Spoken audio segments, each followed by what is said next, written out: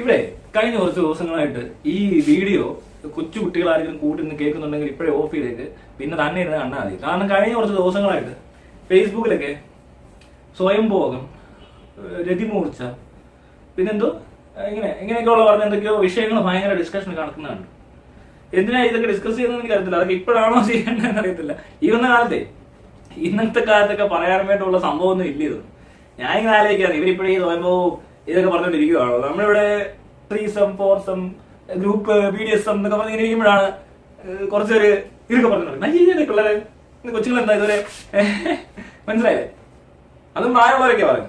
ഇവരൊക്കെ ഇവരുടെ ഈ ജീവിച്ചിരിക്കുമ്പോ ഇത്ര നാളെ എന്തോ ചെയ്തോണ്ടിരുന്നെന്ന് ചോദിച്ചാൽ ഇപ്പോഴും ഇങ്ങനെയൊക്കെ ചെയ്തോണ്ടിരിക്കുവാൻ സ്റ്റാർട്ട് സ്റ്റേജ് രസമാ.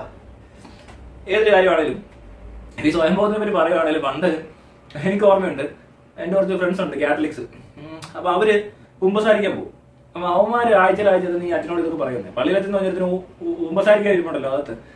അവനിങ്ങനെ കുമ്പസാരിക്കുമ്പോ അവന്റെ അടുത്ത് എന്നിട്ട് പറയും ഇതൊക്കെ ഞാൻ ഇങ്ങനെ ചെയ്തു. അച്ഛൻ പറയാം അങ്ങനെയല്ല ചെയ്യേണ്ടത്. എന്തോ പിന്നെ പറഞ്ഞു കൊടുക്കുന്നത്, ഇങ്ങനെ ചെയ്ത് എത്ര പ്രാവശ്യം ചെയ്യണം അങ്ങനെയൊക്കെ പറയുന്നുണ്ടോ? ഇല്ല, ഇത് പാവമാണ്, ഇതൊക്കെ വലിയ കുറ്റമാണെന്ന് പറയുന്നത്. ഭയങ്കര നരതിപ്പാൽ ഇതിലും വലിയ സംഭവം വേണ്ട. ഏത് ഇത് കലാഭവമണിയുടെ ഒരു കോമഡി ഉണ്ട്, ഇങ്ങനെ പുള്ളി ഇങ്ങനെ കാണിക്കുന്നതാണ്. അങ്ങനെയല്ല, സോറി,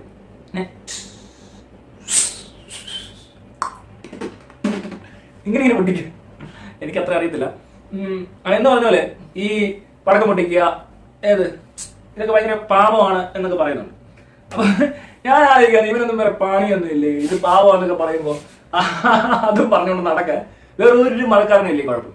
അല്ല വേറെ ഇനി അറിയത്തില്ല മറ്റുള്ള ഇപ്പൊ ഹിന്ദുക്കളുടെ കേസിൽ ഇങ്ങനെ ഒന്നും പോയി ഒരു നാളെ എടുത്ത് പറയണ്ട. അങ്ങനെ ഒരു ഗുണം അവർക്കുണ്ട്. പിന്നെ ആഴ്ച പോയി എടുത്ത് നിന്ന് മുട്ടും കുത്തി നിൽക്കേണ്ട, കുമ്പിടും വേണ്ട. പിന്നെ തോന്നിയാൽ അവിടെ അങ്ങനെ നിർബന്ധം തോന്നില്ലല്ലോ. ഇവനെങ്ങനെ തോന്നുവാണോ ഉരുളാൻ തോന്നിയാൽ അവരുണ്ടോ, അതിനാരും തടയത്തൊന്നുമില്ല. ഉരുളാൻ സ്ഥലം ഉണ്ടാക്കി കൊടുത്തിട്ടുണ്ടെന്നുള്ളത് അവർ ചെയ്തിട്ടുള്ളൂ. നിനക്ക് എന്ത് വേണം ചെയ്യാം, നിനക്ക് കുലത്തെ കൂട്ടി കുത്താം, പക്ഷെ നിർബന്ധം തോന്നില്ല. പക്ഷെ മറ്റേത് അങ്ങനല്ല, കുത്തിയേ പറ്റരുത്.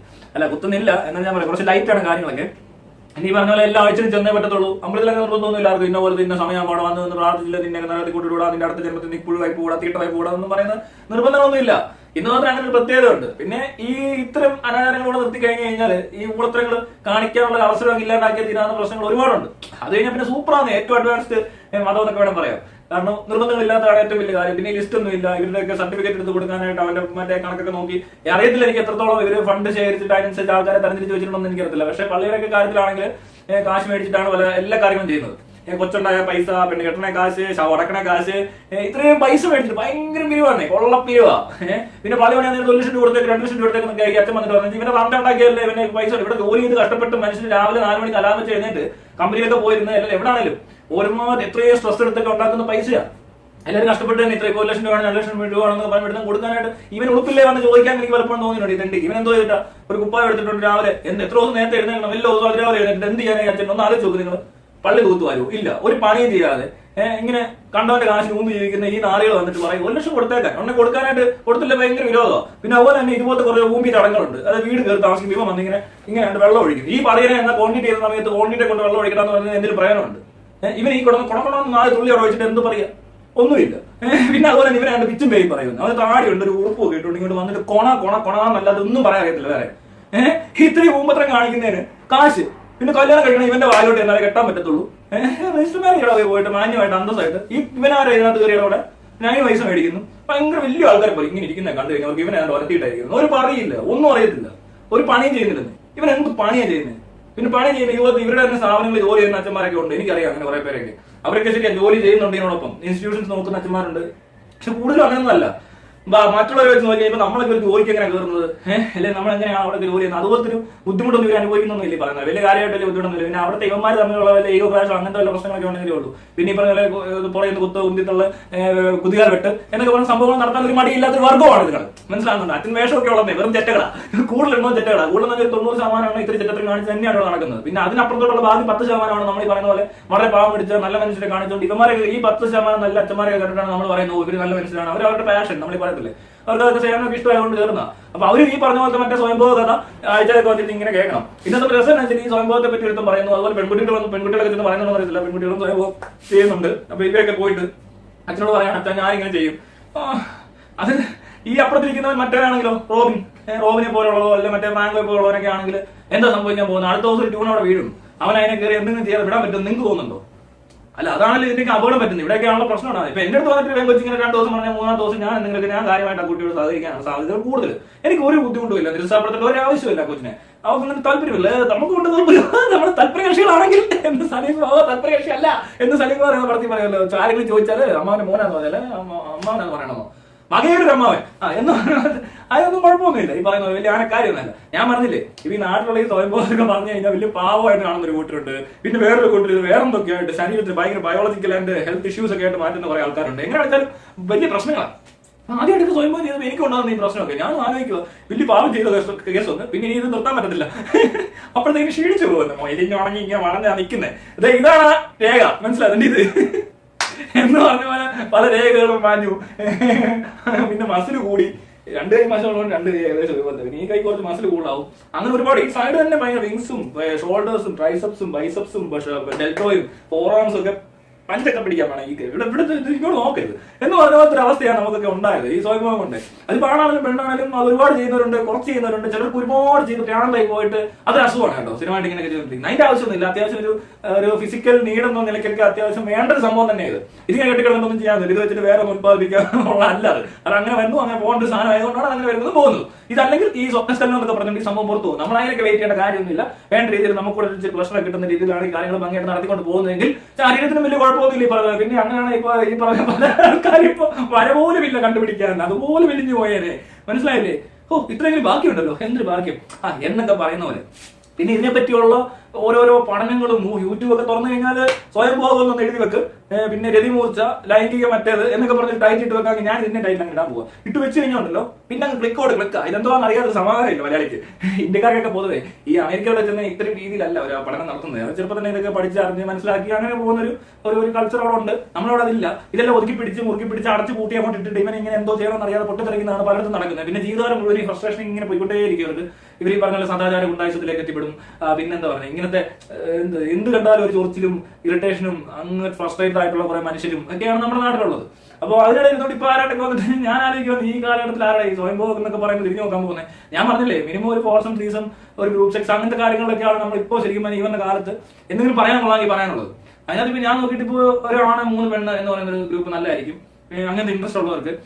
അതുപോലെ തന്നെ 2 പെണ്ണും 1 പെണ്ണും 3 ആണും 5, 6 അതങ്ങനെ എങ്ങോട്ട് വേണമെങ്കിലും മാറ്റി മറിക്കാം. 2 3 അത് അവരുടെ ഇഷ്ടം പോലെ ഗ്രൂപ്പിന്റെ ഒരു ഇതുപോലെയൊക്കെ ആയിരിക്കും. അതൊക്കെ ഒരു പ്രത്യേക അനുഭവമായിരിക്കും തോന്നുന്നു കേട്ടോ. അങ്ങനെയൊക്കെ വേണം ശരിക്കും. അല്ല നമ്മൾ ഈ പറയുന്ന പോലെ ഇവന്മാരെ പോലെ ആ റേഞ്ചിൽ നിൽക്കാൻ താല്പര്യമേ ഇല്ല. ഉള്ള കാര്യം പറയണമല്ലോ. ഇങ്ങനെയൊക്കെ വേണം കാര്യം നടത്താം. പിന്നെ സെക്സ് എന്ന് പറയുന്ന സംഭവത്തിലേക്ക് പെട്ടെന്ന് എത്തിപ്പെടണം. ഇപ്പൊ ഈ പറഞ്ഞ പോലെ ചെറുപ്പക്കാരാണെങ്കിൽ ഇപ്പൊ ഈ പറഞ്ഞ പോലെ എന്താ പറയാ, വിർജിനിറ്റി ബിഫോർ മാരേജ് എന്നൊക്കെ പറയുന്ന സംഭവം, മാരേജിന് ഇത് വേണം, ഇത് പൊട്ടുവോ, ഇത് കീറിയോ എന്നൊക്കെ നോക്കി നടക്കുന്ന ഉള്ളവരൊക്കെ ഇപ്പോഴും ഉണ്ട്, ഇല്ലെന്നല്ല. അങ്ങനെയുള്ള ഉള്ളവരെ വിട്ടേക്ക്, അവരെവിടെ പോയി ജീവിച്ചോട്ടെ, നമ്മുടെ വിഷയമല്ല. പക്ഷെ നമ്മൾ അങ്ങനത്തെ കൂടെ അല്ല, നമ്മൾ അതൊക്കെ മേലെയുള്ള കൂടെ ആവാൻ നമ്മൾ എന്ത് തീരുമാനിച്ചു കഴിഞ്ഞാൽ അത് തീർച്ചയായിട്ടും നിങ്ങൾക്ക് ഇത്രയും സോഷ്യൽ മീഡിയ അതുപോലെ നെറ്റ്വർക്ക് എല്ലാം ഉണ്ട്. ധൈര്യമായിട്ട് ചോദിക്കുകയോട് ഈ പെൺകുട്ടിയോട് ചോദിക്കണം. മനസ്സിലായോ? അത് കാര്യമായിട്ട് അങ്ങ് ചോദിക്കുക എന്ത് ചെയ്യണമെന്ന്. അപ്പോൾ ഇത് ശരിക്കും പറഞ്ഞാൽ ആൺകുട്ടികളും പെൺകുട്ടികളും ഒക്കെ പരസ്പരം വളരെ സ്വാതന്ത്ര്യമായിട്ട് വളരെ ഈസി ആയിട്ട്, വിദേശികളൊക്കെ ആണെങ്കിൽ എങ്ങനെയാണെന്ന് വെച്ചാൽ അവർക്ക് അങ്ങനെ താല്പര്യം ഉണ്ട്, അവർ ചോദിക്കും. അത് ഏത് പ്രായക്കാരാണല്ലോ അവർ ചോദിക്കും. എത്ര പേരോടാണല്ലോ അത് കമ്മ്യൂണിക്കേറ്റ് ചെയ്യും ഇങ്ങനെ ഒരു വിഷയമുള്ളത്. അവർക്ക് അത് മനസ്സിലാക്കാൻ പറ്റുന്നുണ്ട്. അവിടെയൊക്കെയാണെങ്കിലും ഈ സെക്സ് എന്ന് പറയുന്നത് വലിയൊരു ആന സംഭവമല്ല. ജീവിതത്തിൽ ഏറ്റവും വലിയ കാര്യം സെക്സാണ് എന്ന് പറഞ്ഞാൽ ആരും ഇവിടെ ജീവിക്കുന്നില്ല. യൂറോപ്പിലൊക്കെ ആണെങ്കിലും പബ്ലിക്കിലെ കാണാൻ പറ്റും. അവർക്ക് പുറത്തു വെച്ചാണ് ഇങ്ങനെ തോന്നുന്നത്. ഇപ്പൊ ഒരു ബന്ധപ്പെടണം, പൂശണം എന്നൊക്കെ പറയുന്ന പോലെ തോന്നിക്കഴിഞ്ഞാൽ അവർക്ക് 2 ഒരു കടവിൽ അങ്ങനെ ചെയ്യണമെന്ന് തോന്നി അവർ കാറിലോ പാർക്കിലോ ഒക്കെ കിടന്ന് എന്തെങ്കിലും കാണിച്ചിരിക്കും. Shall we go for a make out എന്നോ എന്തോ പറയുന്നതിന്. അപ്പൊ ഇനി മുതൽ ഒരു കാര്യം ചെയ്യാം, നിങ്ങൾക്ക് ഈ ഓൺലൈനിലൊക്കെ shall we go for a make out എന്ന് ഹാഷ്ടാഗ് ഇട്, #shall we go for make out.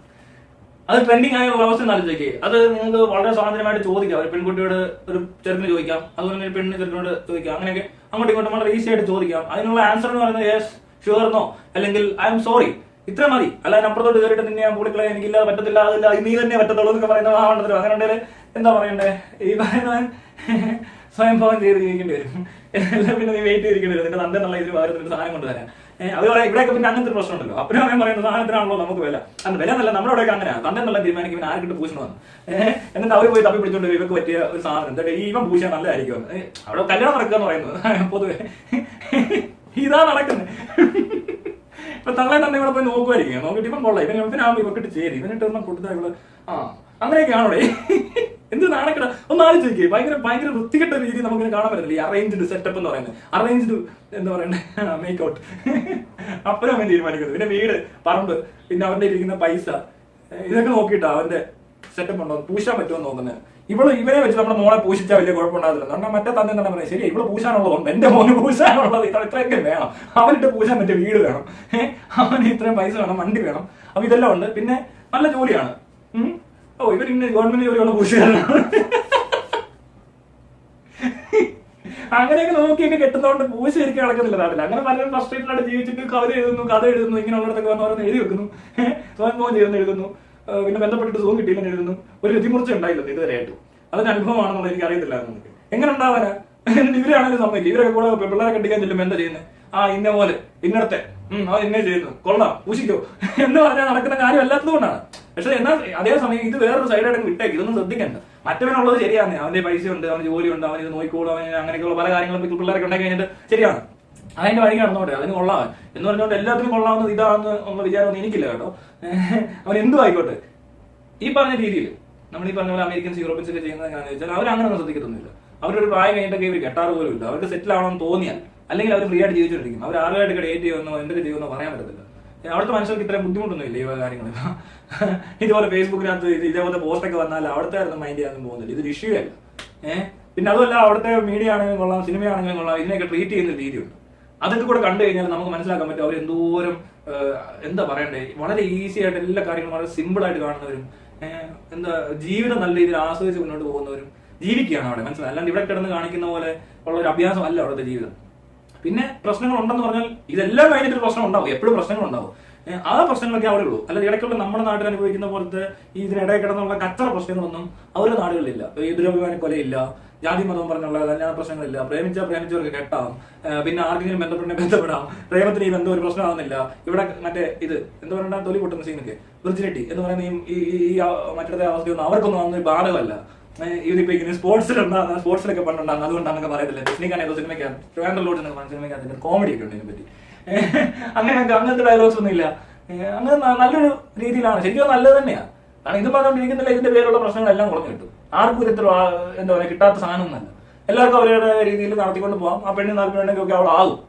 അത് ഇന്ന പെണ്ണ് അവന്റെ സ്റ്റാറ്റസ് നോക്കിയിട്ടൊന്നും അല്ല അവിടെ നടക്കുന്നത്. അവർക്ക് നമ്മൾ എന്തിനും തോന്നി. ഇവിടെ അതല്ലല്ലോ. ഇവിടെ അങ്ങനെ തോന്നിയിട്ട് കാര്യമില്ല. പിന്നെ ഉടായ്പ നടക്കും, ഏതെടുത്ത് ഉടായ്പ നടക്കും. നമ്മുടെ നാട്ടിൽ പറ്റുന്ന കാര്യങ്ങൾ എന്തൊക്കെയാണെന്ന് വെച്ചാൽ ഒരു കാരണവശാലും നേരെ ഒരു കാര്യം നടത്താൻ നോക്കരുത്. അഥവാ നിങ്ങൾക്ക് അങ്ങനെയൊക്കെയുള്ള താല്പര്യങ്ങൾ തോന്നിയെങ്കിൽ രഹസ്യമായിട്ട് ആരും അറിയാതെ തന്നെ ചെയ്യണം.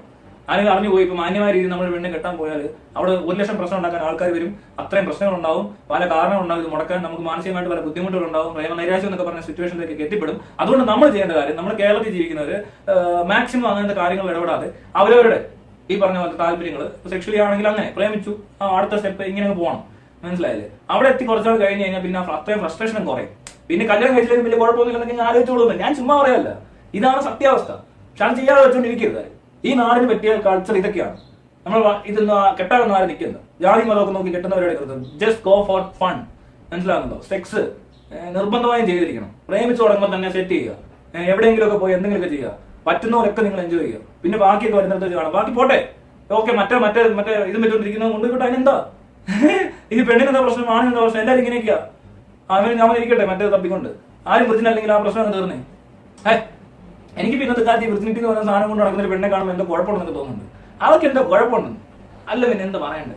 ഇവിടെയുള്ള ആണുങ്ങളെയൊക്കെ എന്ത് വെച്ചിട്ട് ഇവർ അളക്കുന്നത്? ഇവർ വൃത്തിനാണോ എന്ന് നോക്കിയിട്ടൊന്നും അല്ലല്ലോ ആരും ആരെയും പിന്നെ പെണ്ണിന് മാത്രം എന്താ ഇത്ര കുഴപ്പം? പെണ്ണുങ്ങൾ എന്തിനാ ഇങ്ങനെ പിടിച്ചോണ്ടിരിക്കുന്നത്?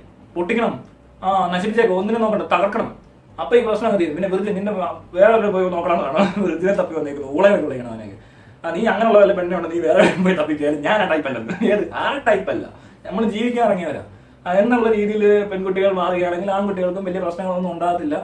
ഇങ്ങനെയൊക്കെ ജീവിച്ച ആൺകുട്ടികൾക്ക് നിർബന്ധമൊന്നും കാണത്തില്ല. ഇവരുടെ മറ്റിടത്ത് മറ്റേ ഇത് വേണമെന്നൊക്കെ. പിന്നെ നിർബന്ധമാണെങ്കിൽ വേണമെങ്കിൽ സർജറി ഒക്കെ ഉണ്ട് ഇപ്പോൾ, അങ്ങനെയൊക്കെ ചെയ്യാം. പിന്നെ ഞാൻ പറഞ്ഞ ഗ്രൂപ്പ് ആക്ടിവിറ്റീസിനെ പറ്റി ഇപ്പൊ നമ്മൾ പറഞ്ഞല്ലോ, ഷാൽ വി ഗോ ഫോർ അത് ശ്രദ്ധിച്ചാണ് കേട്ടോ. അത് അതുപോലത്തെ മെസ്സേജ് നിങ്ങൾ അയച്ചു നോക്കും.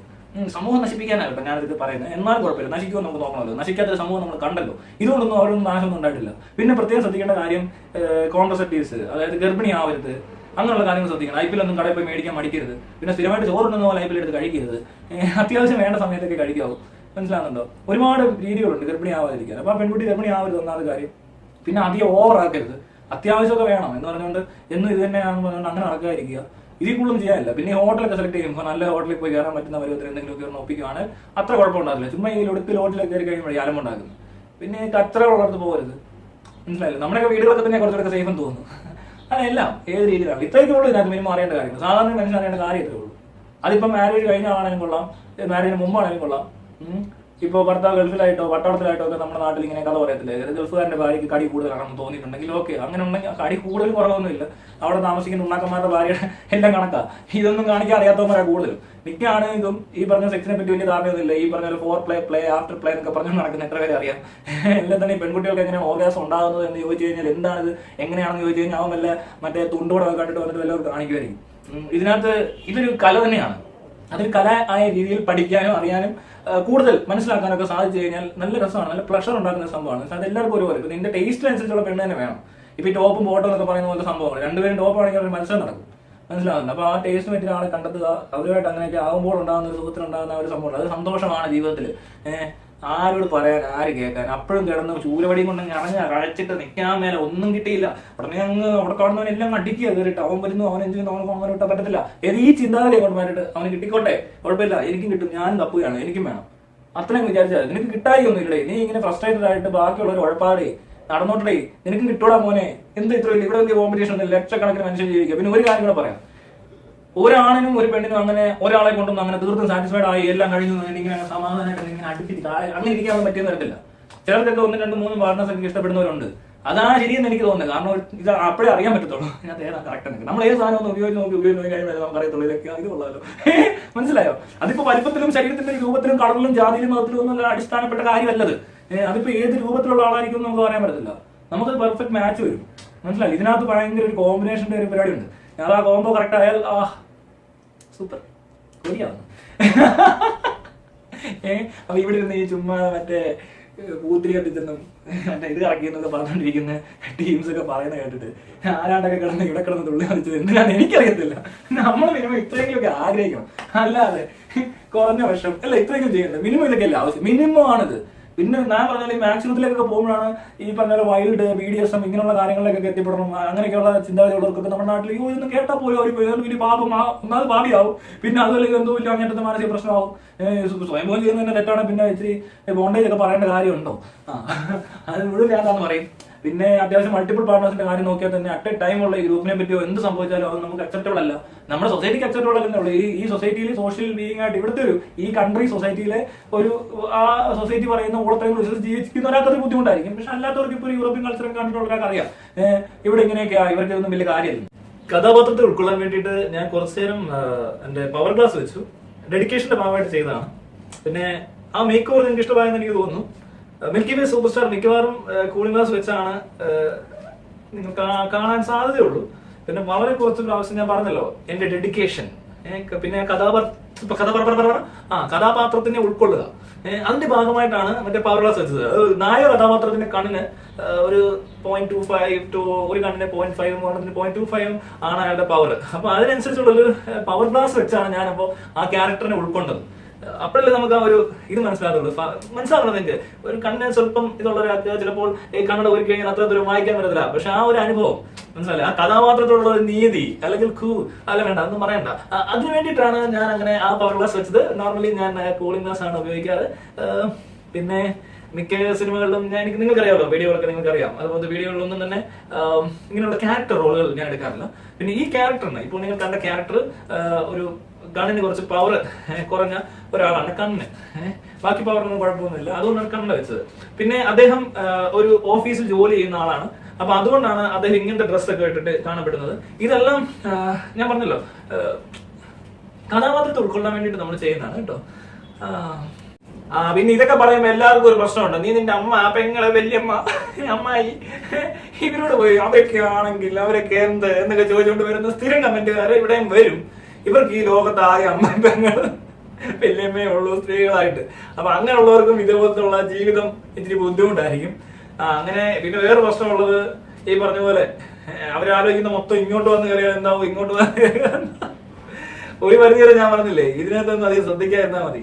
വലിയ കുഴപ്പമൊന്നുമില്ല. എല്ലാവർക്കും ഓരോരുടെ സ്വാതന്ത്ര്യമൊക്കെ ഉണ്ട്. അതിന്റെ പെങ്ങൾക്ക് ഉണ്ടെന്നും കൂട്ടിയാൽ നിനക്കുള്ള സ്വാതന്ത്ര്യം നിന്റെ പെങ്ങളെങ്ങാനും എടുത്താണല്ലോ നീ പറച്ചിലൊക്കെ നിർത്തും.